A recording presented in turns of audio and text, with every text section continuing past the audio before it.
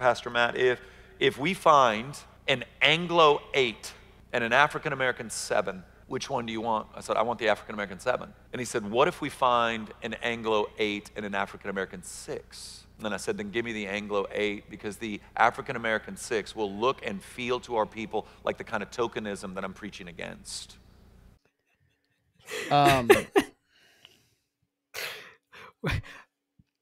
Sam, you hadn't heard that clip before.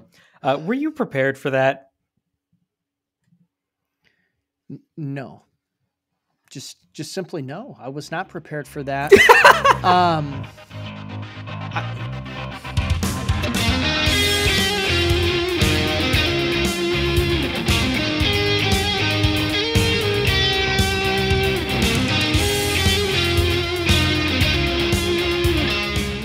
Welcome to the Wokepedia podcast. The Wokepedia podcast is brought to you by Enemies Within the Church. And go to enemieswithinthechurch.com today, and you can go ahead and buy the copy of Enemies Within the Church, whether that's DVD or download, or you can even get a Blu-ray.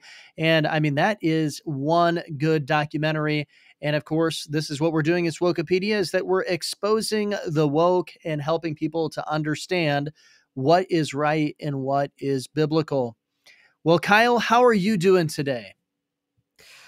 Sam, I'm doing all right. I'm excited to be into this. I'm excited to do a part 2 to our episode on Ethnos, and to get into how it's misused.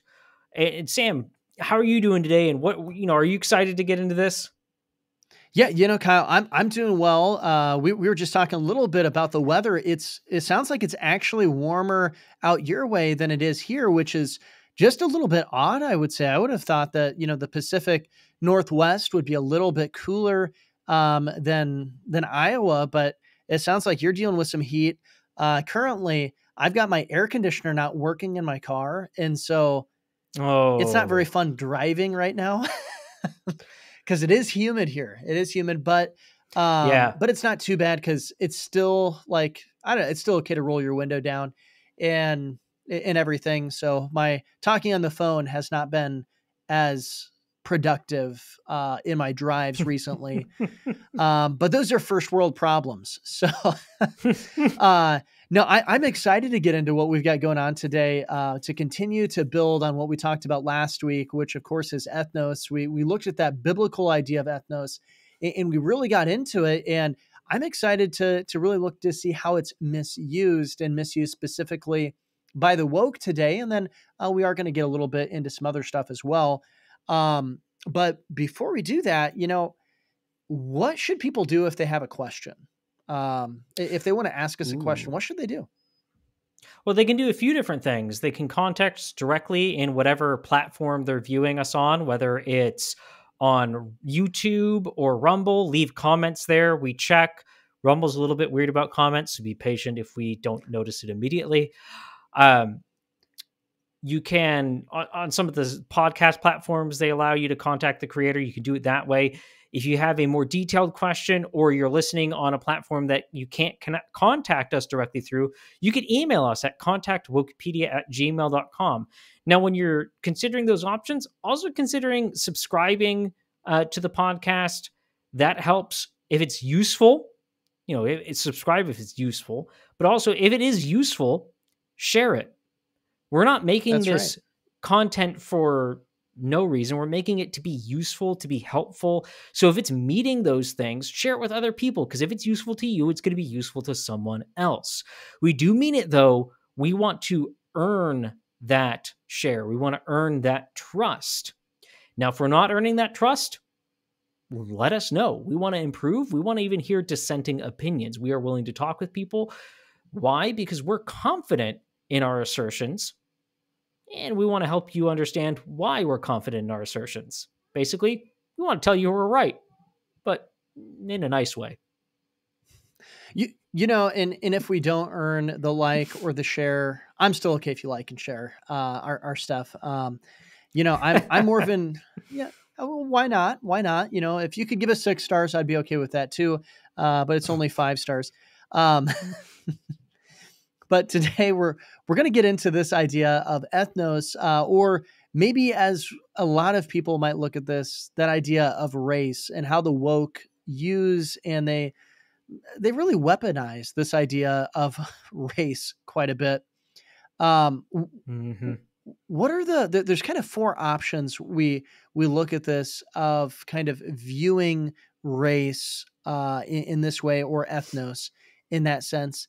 And what are these four options, Kyle, and where does the woke generally fit into these four options? So we're going to overly generalize a few things here. Yeah. So don't freak out about details, because this is not an episode about each of these topics. And this is just because we need to familiarize ourselves with the four options or four categories when it comes to race before we can talk about, because race is really important to woke people. So your four options broadly are scientific race or biological race, the modernist view of things, which is evolution. It's rooted in evolution. More than just rooted in evolution, it is a part of evolution. It's the idea that race is a biological reality, a biological fact, and thus some races are superior or inferior to each other, and or more or less advanced, and or so on and so forth. That diversity is not simply diversity. Diversity is a genetic, essentially, mutation. And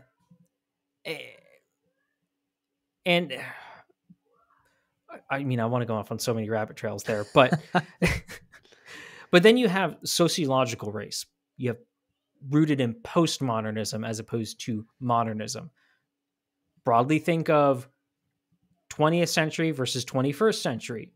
What I mean by sociological race, race is rooted not in biological reality, but it is a social construct, sociological race. This is critical race theory. Race is not this fixed thing. It is a concept. Now, it's a concept. This always hurts my brain because it's a concept, then they still root to skin color, but then it's a social construct, but then it's also rooted in skin color, but then it makes no sense, but it doesn't have to, because it's postmodern. It's post-truth. Now, both scientific and sociological race are connected to Marxism.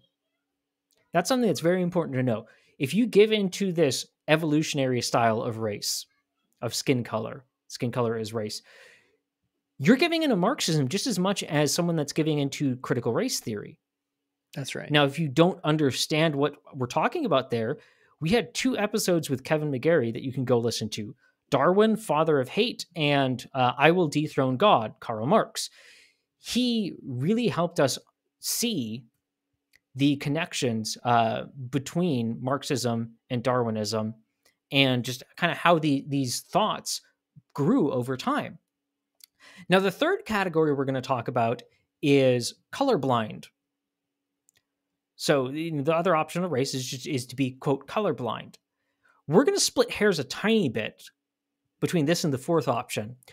But as a generalization, it far too often becomes a bury your head in the sand style of approach. Rather than really confront the question, it's, well, the question doesn't exist, so I don't have to answer it. It gets some things right. It's right to reject the idea of skin color as race and different races of humanity, and instead brightly points out that there's only one race, the human race, all created by God, all children of Noah, all children of Adam and Eve. But we're going to contrast that with biblical ethnos, what we talked about last time. So you need to go listen to that previous episode if you want to know, because we're not going to cover this again. But just a couple points. Race, either scientific or sociological, isn't real. Again, we're going to agree with colorblind, the colorblind view there. But like we said, the colorblind view doesn't usually go far enough to explain what ethnos is, to explain what the actual reality is. of, diversity among humanity. Now, ethnos, super summarizing our last episode, is not one thing. And that's a huge problem that people make. They make it a single thing. And it is more denoting of groups via some sort of shared identity, some sort of shared reality that they all have. Now, what do we mean by that? And what do we mean by that there's multiple? Well, you could broadly put it into 3 categories. You have God, or our spiritual ethnos, our spiritual ethnicity. You have kin and culture, which for the sake of just brevity, we're putting those 2 together as kind of under one banner. And that'd be a tribal ethnicity based on your family and your culture. And then you have citizenship, nationality in the sense of a modern state. Just like Paul was still a Roman citizen despite being these other things. That's a sort of political ethnos. It's an identifier that you share with a group, a ethnicity. Now, it's important to know, again, just these 4 kind of categories of race, views of race, as well as just what biblical ethnicity is. Again, if you haven't listened to the previous episode, go listen to that now. It's important. But now that we've summarized things, Sam, what are we moving on to? What are we doing with that information that we briefly covered? Yeah, well, we're going to be taking that information and we're going to be identifying which ones the woke use. And of course, this idea of how the woke abuse ethnos. Because, I mean, we are Wokepedia, so we're out here looking at this idea that the woke do abuse ethnos, or this idea of race or ethnicity that we're going to be looking at. And I just want to say, that breakdown that you just had was absolutely excellent of these 4 views. And I do think that it's important to understand and to make that distinction between that scientific race of modernism and that sociological race of postmodernism, because oftentimes they kind of get lumped into just one thing. And though they are extremely close together, there is a little bit of a difference there that, no pun intended, that Darwinism has evolved, so to say. And I think that this is really important to understand because from a Christian perspective, the apologetics, or how we're defending our faith, it's generally viewed through a lens of specifically defending the modernism. And it's a lot of times not equipped to defend against postmodernism, which is really why a lot of the big name apologists either fell into wokeism or completely didn't put up a fight against wokeism or tolerated wokeism, is because they were only trained to fight modernism and they had no idea as to what to do when it came to postmodernism. I know that's not exactly where we're planning on going with this, but I feel like I kind of opened a door that you might want to comment on there, Kyle. Well, I'll make 2 comments on that. You're more right than you might even realize, and you're definitely more right than I think most of the audience will admit. Apologist friend of mine, and I'm not talking just a random guy who says he's an apologist. I mean a world-class apologist, has been complaining about that for years. Guys, the era of atheism is over. The era of modernism is over. We're now dealing with neo-paganism. We're now dealing with a postmodern, and even sort of going beyond postmodern culture. Apologetics needs to shift its guns, or else it's going to get blindsided. Now, on that, we're actually going to get a couple people on. We don't have this episode 100% scheduled at this point, but probably within the next month, we're going to be doing an episode that's actually going to be talking about this. That's going to be a fun one. That will be. Mm-hmm. Oh, I mean, I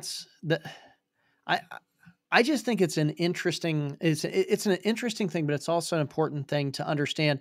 But it really, like I said, it kind of opened the door a little bit there when we look at scientific ethnos and sociological ethnos, or scientific race and sociological race. But how do the woke abuse ethnos? That's really what we want to get into. today. And fundamental one that is seen across the spectrum here is adding a skin color to the list of ethnicities. So you've probably seen this before, Kyle. In fact, you might have a personal story a little bit on this. Have you ever seen this where the woke add skin color? Yeah. So obviously, I think a lot of people can point out examples. It's not super hard. And the other points we're going to talk about all include this. That's why we need to talk about kind of this fundamental thing that they do right off the bat. Right. But I have an example that I'm going to talk about a tiny bit, which is when I was doing church planting through the Southern Baptist Convention's North American Mission Board. I always like to give the sort of in there because I wasn't initially working directly with them. That's part of the drama of the story. But I had to, fascinating thing, I had to take all these assessments, all these questionnaires and things. But because of a system update they did partway through, I had to retake them all. Now, the reason that they did that is because they pushed out new ones. And what I noticed immediately is the new one was obsessed with ethnicity. And it was asking all sorts of questions, tons of questions about like, when was the last time you shared the gospel with someone of a different ethnicity? How often are you interacting with people of different ethnicities? And I'm going through it. And because I have I'm not going to toot my own horn because I have a right view of ethnicity, and I assumed that they were using it biblically, I didn't even think about the wording of the questions. I just saw the general thing in ethnicity, and I was like, okay, where I am, I don't deal with many people of different ethnicities. I'm dealing with almost exclusively Americans. Right. I went to a high school which had tons of exchange students, but that was high school. I'm not generally dealing with people of different ethnicities. So I was answering honestly until finally I read the question as it was written, not as I was interpreting it, and went, oh, by ethnicity, they mean skin color. And once I realized that, it was just blatantly obvious in all the questions. That's what they were talking about. They weren't talking about people of legitimately different national identities, different, obviously they're not going to use it for spiritual identity because people almost generally never do that, or people of different cultures. They meant skin color. Right. And which would have changed my answers radically. But it was so, I think it hit me like a ton of bricks because it was blatantly obvious once you realized it. I was like, that's not how this works. Why are you doing that? But it's because they had an agenda. Mm-hmm. Now, if you want more about the agenda, you can watch Enemies Within the Church. It talks about some of that, specifically with North American Mission Board. Part of my videos in there. You can go watch my video that talks about it. I've linked it before and other things. But yeah, it's a problem. It's a problem because they have an agenda. They do have an agenda. And I think that's one of the biggest points of really looking at this fundamental idea of adding a skin color to ethnicities is that they do have an agenda. They're pushing an agenda. Wokeism isn't by accident, and the abuse of ethnos that the woke use is not by accident. And I think that's important for us to understand, because a lot of times, especially within Christian circles, we tend to, be overly extending and gracious towards things and towards people. And it's not bad, of course, to be gracious. It's not bad, of course, to really look at these kind of things and maybe look at it in the best possible light. But sometimes we might give them the benefit of the doubt when we shouldn't, or they might ask us to do that. In fact, we did an episode on that, and you can go ahead and check out that episode on how the woke manipulate, and it was on giving the benefit of the doubt. I think that'd be very helpful for people to understand. But it's not just that they add skin colors. It's that they also reorder the priority of things, and this includes adding skin colors. So instead of God, kin, and citizenship, what does it become? Well, often it becomes skin, kin, God, and then citizenship. I find it fascinating that Now, citizenship usually still ends up last. yeah, it is. Now, I think that's kind of important because the woke ideology is also kind of inherently globalist, wouldn't you say? Yeah. You know, Yeah.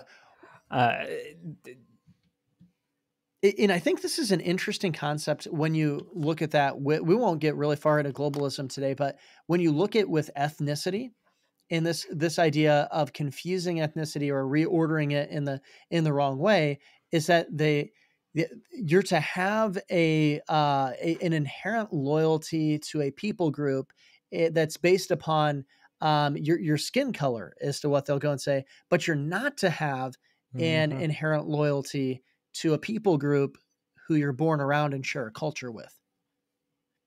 Doesn't that just seem a little backwards? I don't know. I just kind of was thinking on that. Well, yeah, it's weird. It's just weird, and it doesn't make it creates a wall of division, of hostility. It can't not. And that's one of the problems. No matter how you rearrange things, if as soon as you rearrange the priorities, it's going to automatically start throwing up walls and divisions and putting people at each other's throats. It's not just exactly. critical race theory. It's not just critical theory that does that. It happens anytime you get these things out of whack. But the way they do it just amplifies it because they create new categories to divide us along. Mm-hmm. It really, this is where that idea of the oppression Olympics really does come in, as they create new categories to go and to divide us. But to get back to this idea of the right order, it's God, kin, and citizenship. Of course, your ultimate allegiance should be to God. Your second allegiance should be to kin, those people who are around you, which is, really important. I mean, God tells us in his word that the person who doesn't provide for his own, well, he's worse than an infidel, is what it goes and it says. So you're worse than an unbeliever in that sense if you're not providing for your own. And then the third one there is citizenship. It is important. We talked about this a little bit last week, and we would encourage you to go and to check out that episode. The Apostle Paul did have a Roman ethnos. He did claim Roman citizenship, and he used that. And it wasn't just for his advantage. He really did identify as a Roman because he was a Roman in that sense. He really did have that citizenship.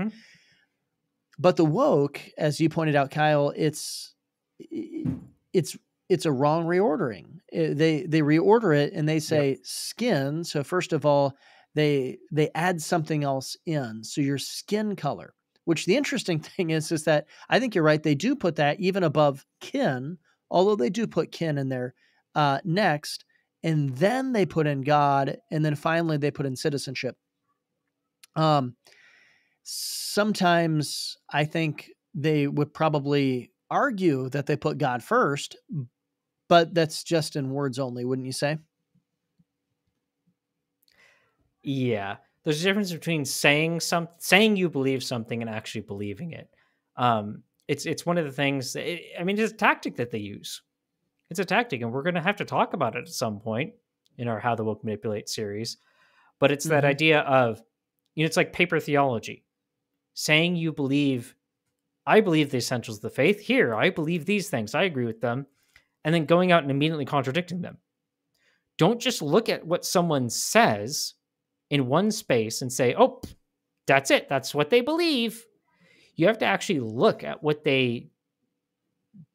else do they say and what do they put into practice? Now, it's one of the reasons that this can be complicated to really nail them down on, because sometimes they do just use a lot of, something else we talked about, specific vagueness. It seems very particular and specific, but it's left so vague as to appeal to everyone. So you can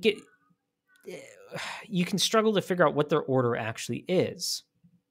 Are they just weakening, lowering our loyalty to God, elevating skin? Are they switching them? Are they just kind of making it confusing? But let's be clear, even if they were simply elevating skin and or somewhat diminishing our loyalty to God, you've already got it infinitely out of whack at that point. And I do mean infinitely. Why? Because God puts them on infinite scales.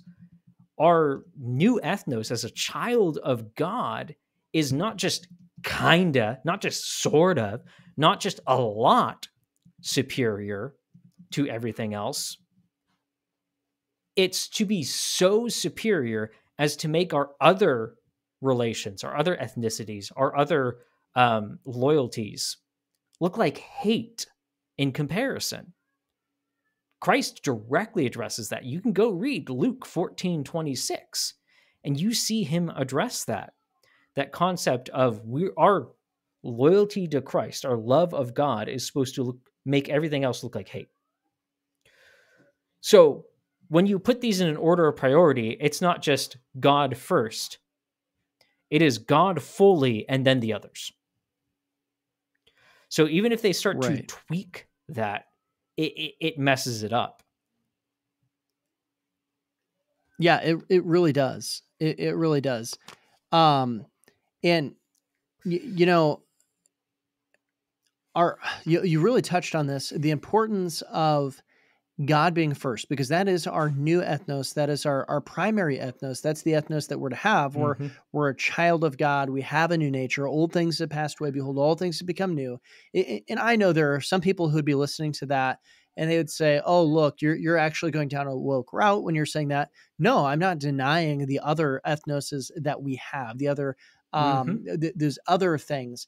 I'm just simply stating that when God says in John 1:12, but as many as received him, to them he gave the right to become children of God, to those who believe on his name, that God meant what he said and he said what he meant, and we did become a child of God. That in John 3, when it talks about being born again, we actually were born again. In 2 Corinthians chapter 5, that old things have passed away, behold, all things have become new, that we're new creatures, that we're new creations in Christ Jesus, that actually happened.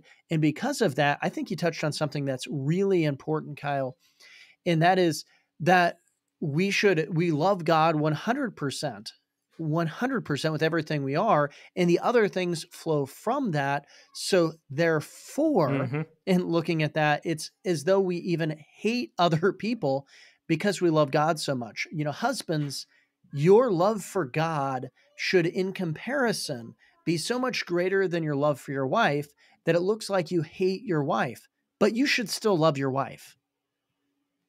That's the reality of it. Like God commands you, husbands, love your wives, but you should love God so much the more. But do you have another example of this here of our good friend Dottie Lewis? Yeah, so this is a clip of Dottie Lewis and Derwin Gray. There's other people in it, but this clip is just them two talking in it that demonstrates a little bit of this principle. And again, here at Wokepedia, we don't just like to talk about theoretical. We like to give you some examples you can sink your teeth into. So let's go ahead. Oftentimes we talk about sin of, or we talk about this whole idea of the gospel solely as the goal of Christianity is a fight for perfection instead of a fight against isolation, right? It's because the gospel brings us together, but it seems like the wall has been torn down in Ephesians chapter 2 and 11, and we're spending all our time building the wall back up as believers, and that is what's causing the division. What I would add is majority culture will often see themselves as the dominant group in the text. What if whiteness is the Gentiles? Because so often it is, right? Exactly. And so, but a lot of times people approach it as though, okay, you blacks and people of color, y'all come in and be a part of us. Right. You see what I'm saying? No, you're right. Versus saying, no, we are us. Yeah. We are the they. We are the us. You know, Kyle, I've got a question. What if Just blackness was the Gentiles? Oh, does that seem kind of racist to everybody when I say it?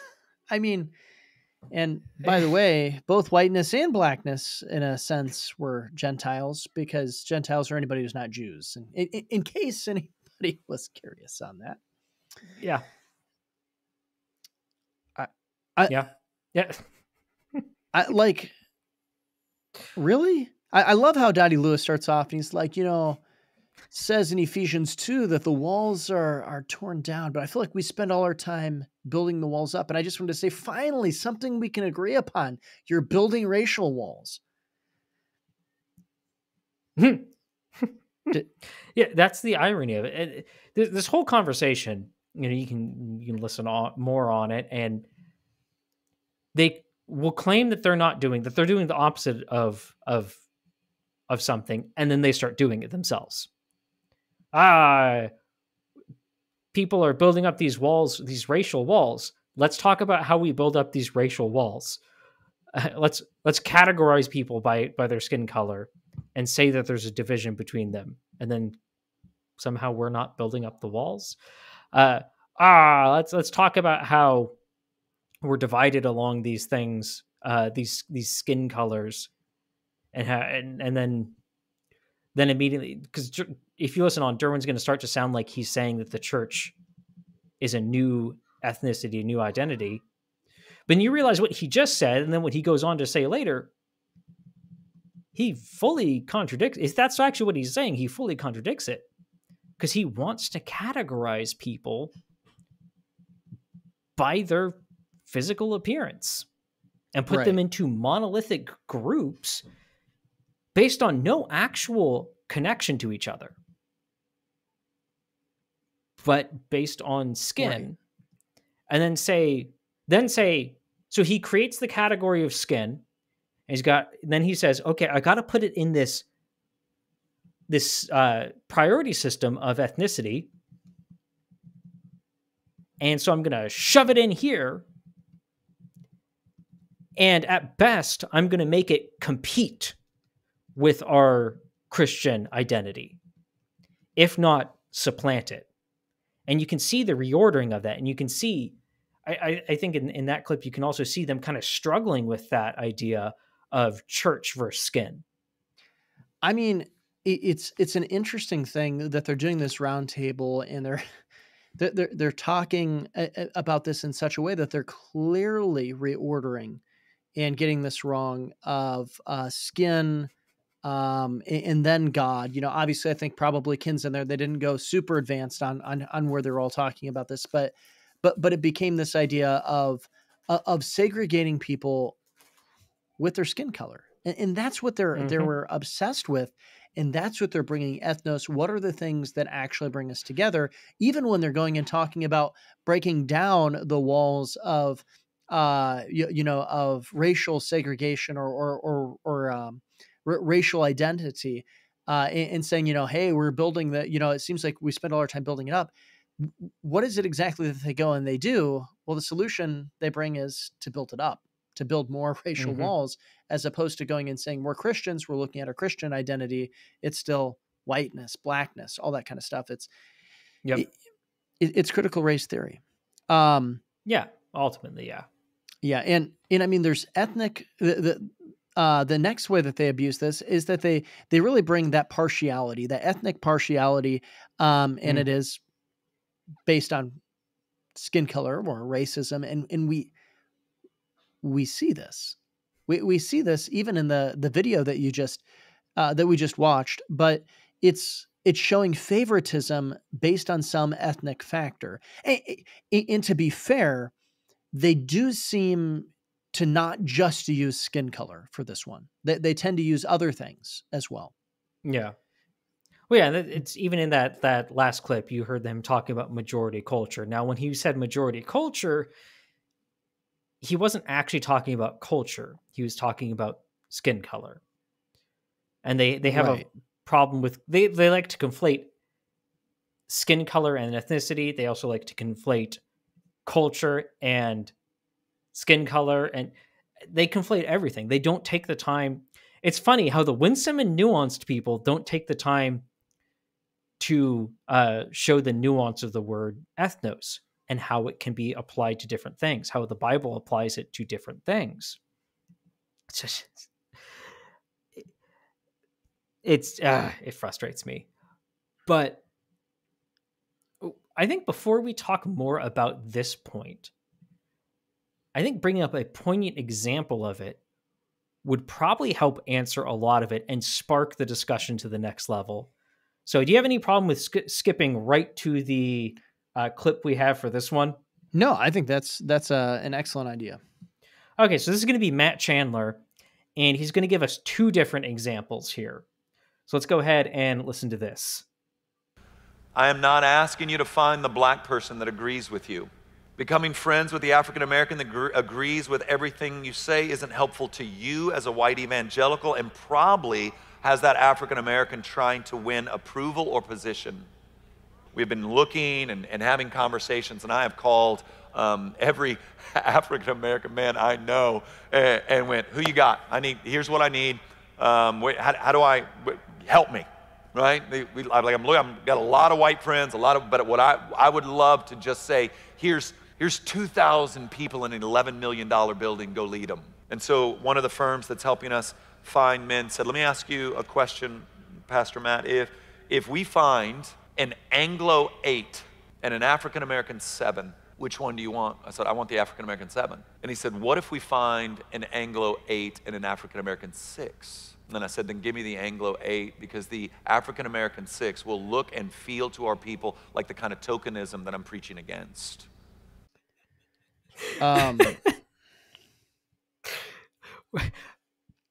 Sam, you hadn't heard that clip before.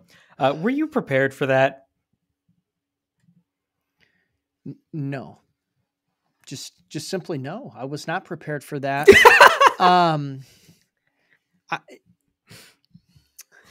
So I want to say something immediately.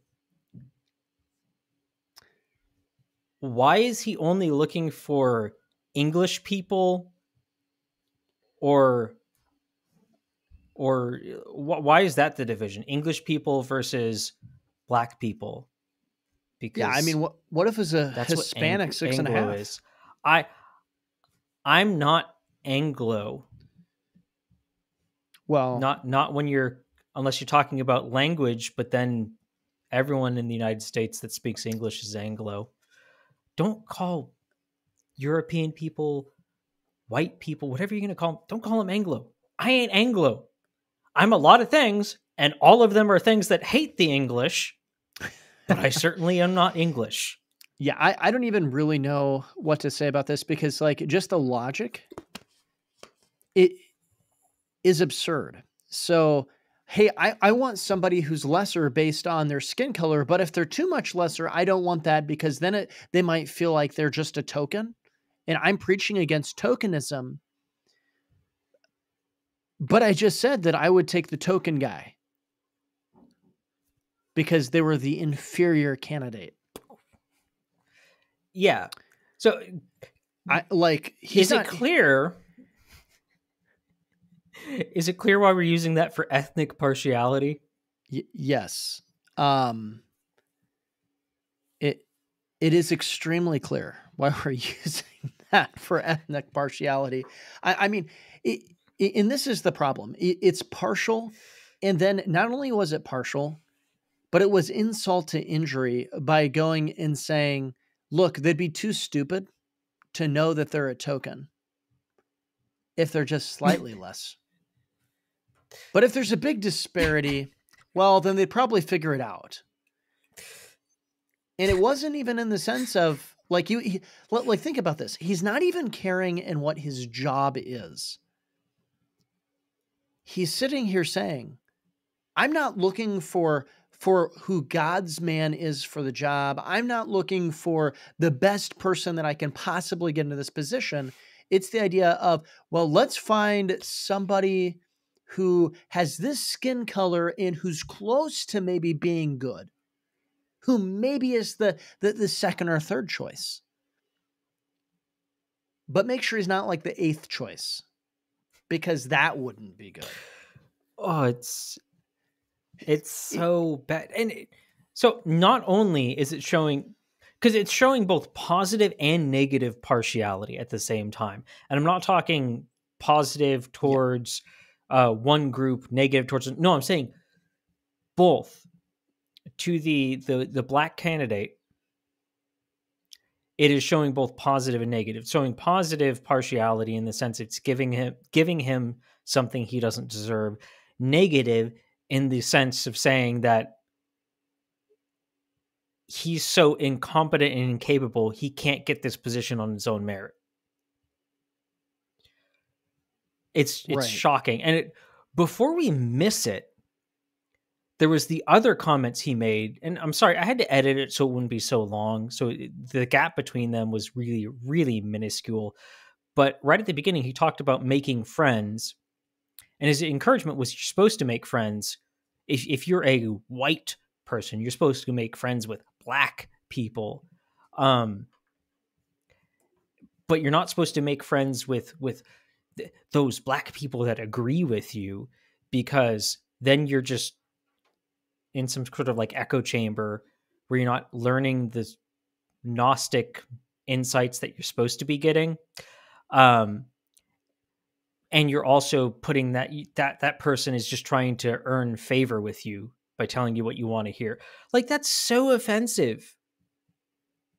Again, that's showing both positive and negative. It's saying their black-skinned people are so stupid that they need me to do it for them. Like, Right. It's just ridiculously offensive. So it's not only just like, it's not just positive partiality, it's negative too. It's based on skin color, and that's what you would traditionally call racism. That's right. It hurts my brain. Yeah, And I don't even know what to say about.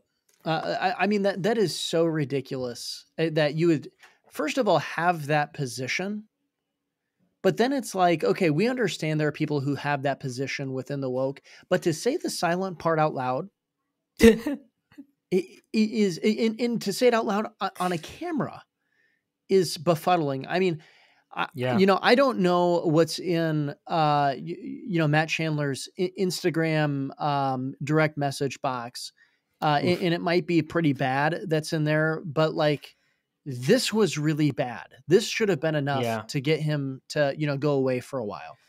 Well, I don't get how these woke people, I don't get how the crowd listening to that, whether they were conservative or woke, I don't get how either side wouldn't stand up and go, dude, what you're saying is crazy offensive. Right. And just wrong on every level. I mean, I would think that the woke would be like, dude, he just white-splained that to me, I tried to make that up, but, I didn't really quite go over as well as I was hoping. He Anglo-splained it to me, I guess. Stop Anglo-splaining to me. Right. Maybe I shouldn't be trying to help out the woke here, because they're probably going to start using that phrase now. Oh, no. You're just Anglo-splaining. Anyway, I do think that this is kind of, one of those, I don't think that we can really explain this position better than what Matt Chandler just did for everyone. And by the way, for those of you who are curious, Matt Chandler is woke. And that's important to understand, because a lot of people try to protect Matt Chandler because they really appreciate Matt Chandler and his, ministry from years back and stuff like that. But he is woke. His church, my goodness, they sang about microaggressions and stuff like that. Yeah. Literally wrote like a song about microaggressions. I mean, it's a ridiculous kind of a thing. But the woke abuse ethnos in another way. It's not just this idea of reordering or confusing the priorities, or this ethnic partiality, or adding skin color as an ethnos, although that's one that's been throughout all of this. They also simply judge people based on ethnic categories that they make up, and they put those people into, either this systemic oppression, or the white privilege group, or they kind of put them into an oppressed group, which of course brings in this Marxist aspect of the cultural Marxist aspect of oppressor versus oppressed, which is something that they really do bring into this. What would be this idea of white? Have you heard somebody use this, of white privilege before, or systemic oppression? I know you have, but it'd be good for people to hear it, I guess. Well, yeah. I mean, again, we've already talked, and we've talked all the time about how those are Marxist terms, at least when they're being properly used. Now, someone can ignorantly say it, but have a completely different meaning. But we're saying in their context, these are Marxist terms. Now, you shouldn't be using them ignorantly. You should know what they mean, and you should know how problematic they are. But yeah, I think we've all heard them at this point. And they really do. They rely on this idea of categorizing people. Again, specifically based on their made up categories. And we're talking about critical race theory, because when we're talking about ethnos, that's the aspect of wokeness that we're talking about, critical race theory. It lumps people into categories, into groups based on their skin color, and then makes judgments about them based not on their content, not on their beliefs, not on their actions, on nothing else other than their skin color. And then, again, further categorizes them. Oh, you are what I have now deemed a white person. You are now have these qualities. You are now a oppressor. You are now a beneficiary of white privilege. And it doesn't matter what you say, what you do, or who you are part of that category. It's funny. They have to create the problem to provide the solution. It's something we mentioned before, but they really do have to. They have to create the category to put you in, to then say that here you go. I'm going to create this category, put you in it, and then tell you that it's wrong that you're in that category. Well, I'm not in that category, but I've said you are. Therefore, you are. It's, oh my God, it's almost a tautology. But Tim Keller made this point for us in a way that really drives home how absurd it is, how much they force you into these categories and then judge you based on them.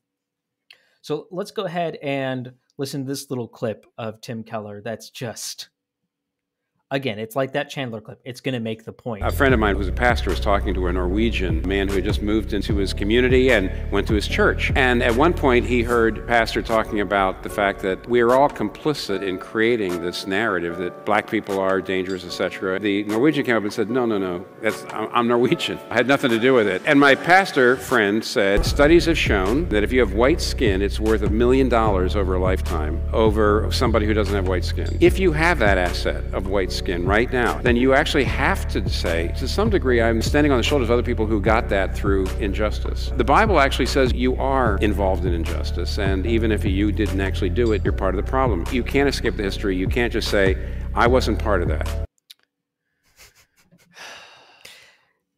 Like I said, I think that makes the point pretty darn well. Yeah. Do you also notice how much dehumanizing language was in there as well? Yeah, I mean, absolutely. It's dehumanizing. It's that idea of, white skin is worth $1 million. What? What are we talking about, man? Like, it's also an asset. Yeah. You're no longer a person. You're no longer a human. You're now an asset that has a value attached to it. Yeah, I mean that it's crazy because it's,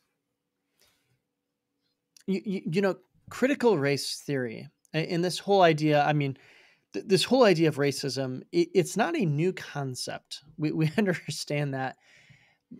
But this is why we are calling what the woke is doing and how they're abusing ethnos as racist, because they're literally putting a price on a person based upon their skin color. Like, people have done that in the past before, and there were people who were selling human beings based mostly on their skin color from slave blocks. Yep. It's the same thing. It's absurd. It's absurd. But one thing that I think that's interesting about this, Kyle, is that it's not just the woke. It's not just the woke and the leftists who kind of get ethnos wrong and abuse ethnos. In fact, quote unquote conservatives kind of fall into the same traps and issues based upon their poor definition of ethnos. Now, we don't want to say that we're calling these people woke, because they're not woke, but they're falling into the same problems on this issue. They might not have a lot of the other tenets of wokeism. They are obviously looking at this from a different perspective, but we have some examples of this. And I don't know, which one should we start with here? Because, well, before we even start that, I want to say something. It's something that we've reiterated at other times, and I feel more need to mention it when we're going after someone. We're not going after this person. We have a couple examples. They're from the same person, because they're just obvious. That's why we're using them. But again, the Wokepedia promise is, if you are ever mentioned on this program or in our written content, that is an invitation to come onto the program to discuss with us. Whether you agree, disagree, whatever it is, you're allowed to come on, make your case. We're confident in our assertions. We're confident in our positions. So we're fine with having you on, because we feel like we can still make our case, make our point, but we are willing to hear you out. So when we talk about someone here, this is not an attack. This is not a jab. This is nothing else besides they made some comments that show this off. Some comments that they have also said that they do not agree with as they were worded when they were said. But they make the point more clearly than most others we've seen, so we are using them. Is that a fair disclaimer, Sam? I think it's a very fair disclaimer. And the person, we're going to use a couple of examples from the same person. This isn't the only person who does this. It's just they were blatant examples. And I mean, one of them was in response to me on Twitter. So it was right at our fingertips kind of a thing. So, I mean, there's that. But also it's because, obviously the point of this episode was to expose how the woke are misusing ethnos and how they're abusing ethnos. And so we just wanted to go into show that we understand it's not just the woke who are falling into these categorical errors and are, missing the mark on ethnos. We understand that. And so we just kind of want to be fair and to paint this picture that we're not being a tribalistic podcast or something like that. Yeah. We understand this. And so which one do you think would be best to bring up first? Well, I think we should bring up the one that we've mentioned before. We essentially mentioned why it was wrong, but we were mentioning in a different context. So we'll clarify now. But it's a tweet by Stephen Wolf. And Stephen, honestly, we really do. We would really like to have you on here to have a back and forth discussion about a few things. And just have a discussion on some certain topics in general. And one of the reasons we're putting so much clarification is because there is so much drama going on between a camp somewhat centered around Stephen Wolf and a camp somewhat centered around G3.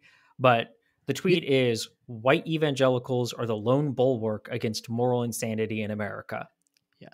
And before we really break this down, I really do want to reiterate that whole idea of bringing Stephen on and creating the discussion of if he'd be willing to come on. And Stephen, please come on, because I mean, the G3 guys are all blocking me on Twitter. So my Twitter is getting a lot less fun.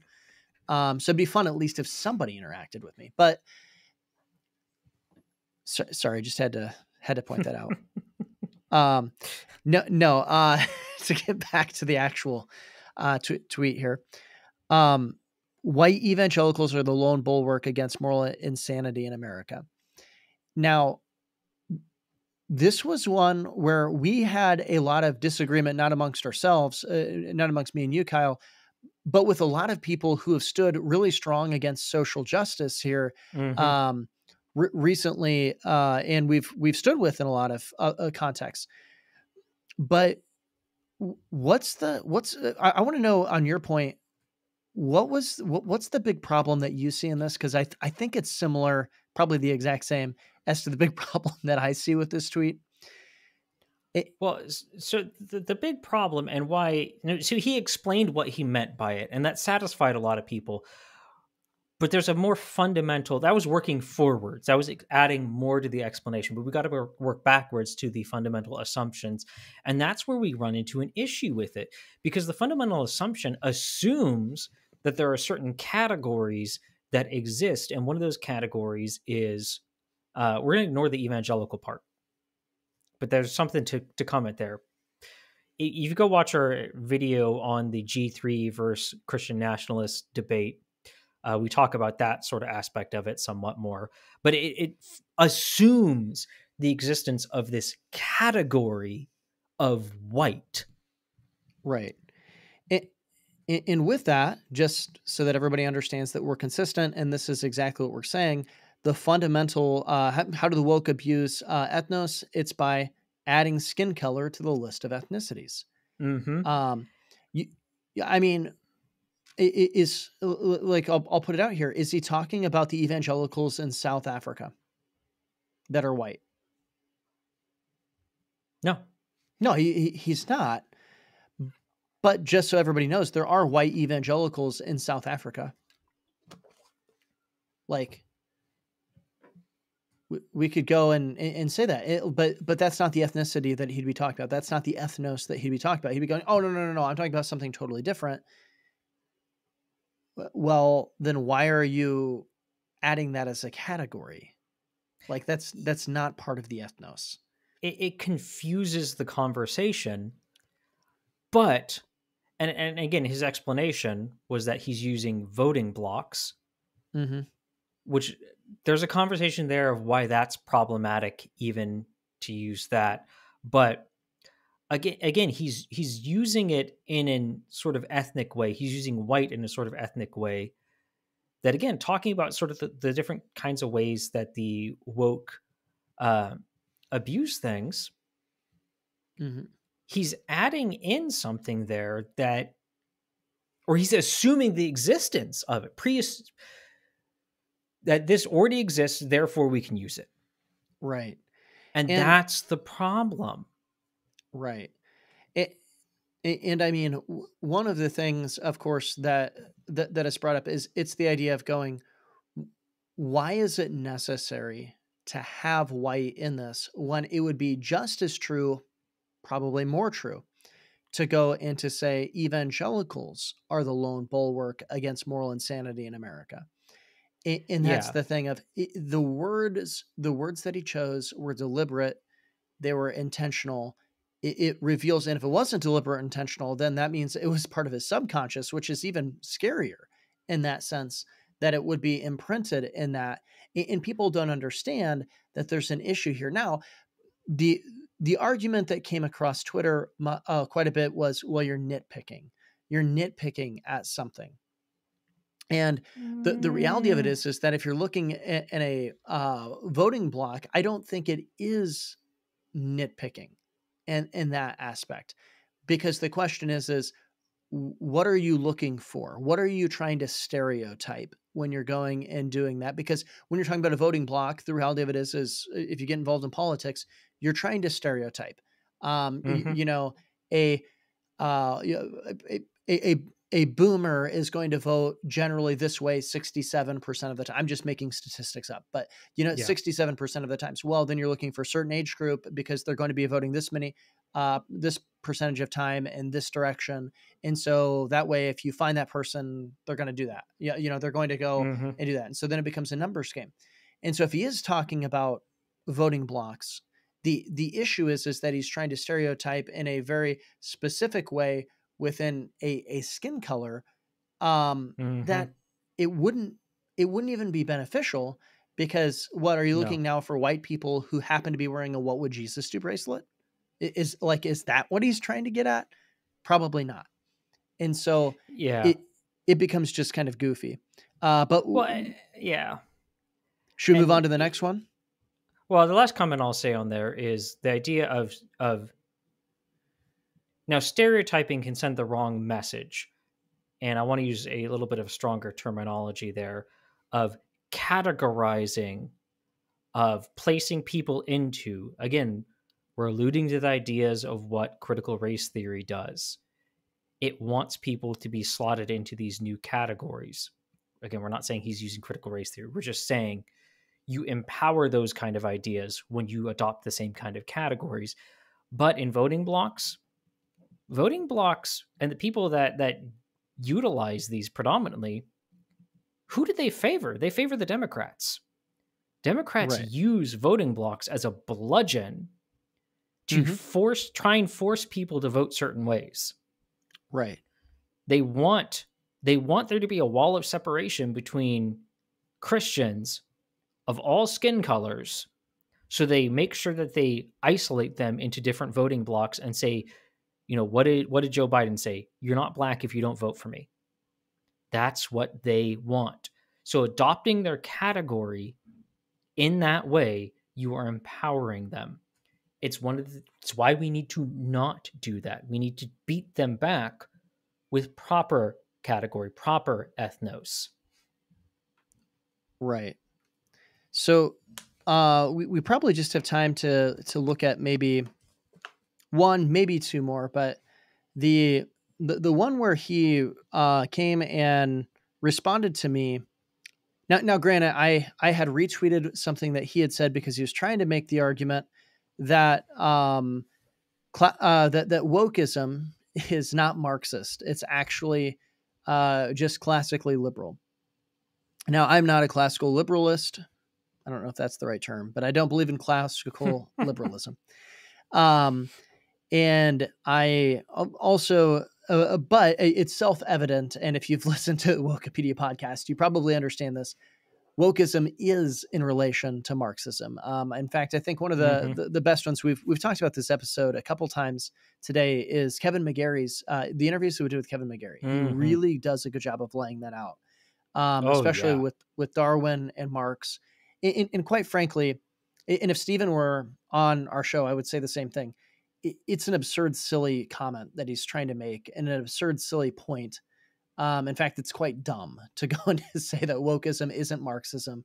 It's classical liberalism. Now, I maybe we should do an episode on that sometime, Kyle, on classical liberalism providing a way for Marxism, because we talked about this. We do think that that's a possibility. Oh yeah. But my response to that was wokeness is Marxist. This is a stupid thread. Liberalism simply has no defense towards cultural Marxism, but woke ideology is Marxist, specifically culturally Marxist. Cultural Marxism.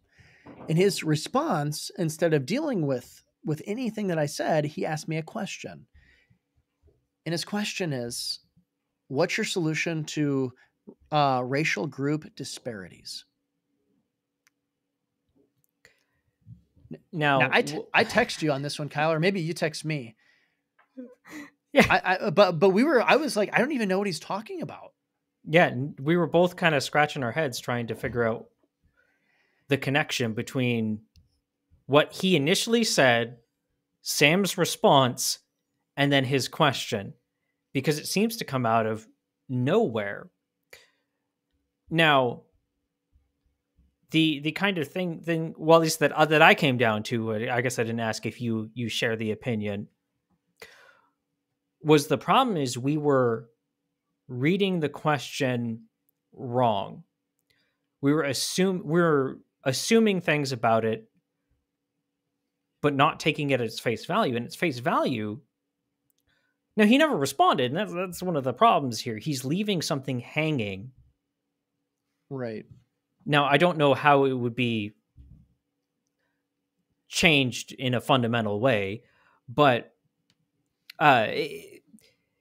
he seems to be indicating here that Sam's position is wrong because it doesn't have a solution for racial group disparities. He's assuming that racial group disparities, and this is what I finally realized, I realized the question is assuming, at face value, read for what it is, that racial disparities exist, and that a political social ideology must have a solution for them. Right. I that's the only thing that I to tell you the truth, until you'd presented that option, I was just kind of scratching my head going, I thought maybe he thought I was promoting classical liberalism in promoting like wokeness in his idea.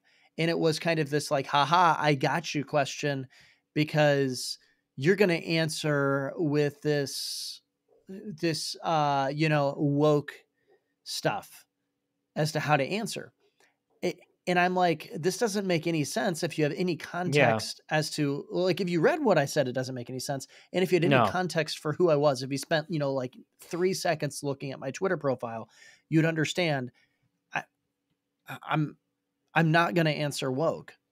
And so I think the only thing that makes sense is to take him as an honest question where he's assuming that your political answer and ideology has to have an answer for racial disparities. Yeah. Which, what does that assume? And again, he's using racial, he's using the idea of skin color. Right. He's assuming that skin color exists. It is a racial, it makes a racial category, it makes a group, an ethnos, and that there are disparities that must be addressed. Right. Which, again, that's something that when we're bringing these up, we're not saying, oh man, look at Stephen Wolf. He's not woke, but he's something like them. We're saying how he's adopted. We all have. Let's be frank. We've all, to some degree, adopted these ideas because we were raised in them and they've been bombarded at us, and we're having to remove them. Even if do they're live just in a subtle systemic racism. influence. Is that what you're saying? We do live in systemic racism. We live in a system that tries to push racism onto us, but in a much, much different way than the term systemic racism. Yeah. But he's, in trying to fight against certain things, he's brought some of it back in. He hasn't left their categories. Again, it's what we talked about, how the woke manipulate operating in their paradigm. They want you to be in that position because it neuters your response. But I hope you can see how Stephen has unfortunately brought back in these incorrect uses of ethnos. And I hope you can see how they're mirroring the same types, not the same ideological underpinning and not the same outworking, but how it's adopted very similar, very, very similar ways that the woke are abusing them. Right. Why? Because he's unfortunately bought into their same categories. Once you bought into the category, your response will necessarily what? It'll echo it. Right. He is working from their paradigm. He is accepting their premises. And really, at best, that just makes a poor argument. And at worst, it puts you into some really weird theology. I'm not exactly sure where Stephen's at in that perspective between those two. Oh yeah, those two things. And this isn't a discussion of that either. So right. We're not diving into that. Right. The point that we're making today is simply that the woke abuse ethnos. We discussed what this ethnos is, and you can check that out. And we'd be, glad to answer any questions. But also, we do need to understand that there are other, well, actually, it's the same errors that the woke make. You can make it from a different perspective with a different ideological underpinning and still be an error. And our goal is not to point out the woke error by making the same errors just on the other side in a different ditch. Our goal is to land on biblical truth, to proclaim biblical truth, and hopefully to lead others to biblical truth. Amen. Well, Kyle, I think that's all we got time for today. I think that is enough ground to cover. We had a lot of ground to cover in these 2 episodes, but I think we've provided enough response that you can come to a much better understanding of ethnos, what it is, how it's abused. So we hope that's helpful. But if you have more questions, again, throw them down into the comments. If you're on a platform that allows comments, email us, contactwokepedia@gmail.com. If you found this discussion extra helpful, a useful resource, share it with other people so that they can have a firmer foundation. We want you to be standing on firm, solid ground, absolutely rock solid, which is, again, why we were pointing out some of the conservative misuses of things, because we want to remove any sandy soil, dust the stones off, so you're standing firmly on rock, and that you can fight these things, because the woke, they're in sinking sand. Yeah. If we can get our footing underneath us, we're in a much better position. That's what we want. So we hope this has been useful. Share it with other people so that they can be on that same strong foundational bedrock. And Sam, you got anything else to close us out with? The only thing I can think of is keep standing for the truth. And remember, don't go woke.